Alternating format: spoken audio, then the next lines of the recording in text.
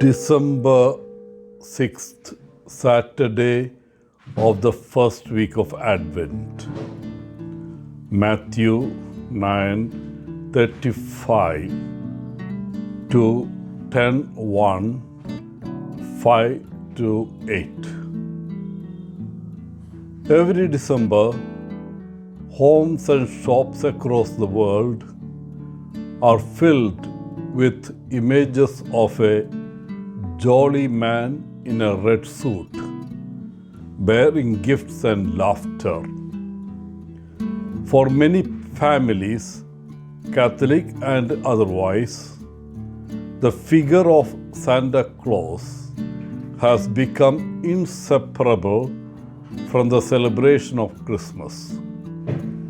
Yet, behind the cultural icon stands a real saint of the church, Saint Nicholas of Myra, a 4th century bishop whose feast we celebrate today, whose heroic charity continues to echo through the centuries.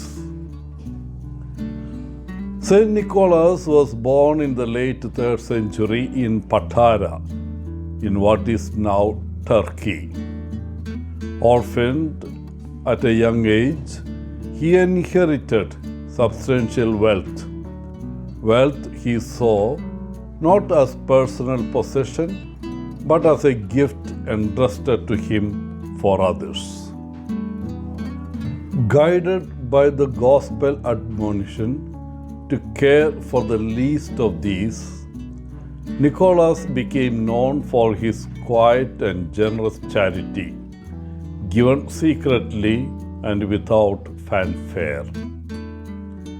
One of the most beloved stories tells of Nicholas secretly providing dowries for 3 impoverished young women, one at a time, saving each of them from a life of destitution. When the father of the young women stayed awake for 2 days to catch the mysterious benefactor in the act of giving the 3rd dowry, he fell on his knees in gratitude for what Nicholas had been doing. Saint Nicholas only asked that the father keep his actions a secret. In this moment, we see clearly the saint's spirit, a shepherd after Christ's own heart, who sought to restore dignity and lift burdens in the name of the Lord with a true humility. Nicholas eventually became Bishop of Myra after his death in AD 343. Devotion to him spread widely across both East and West.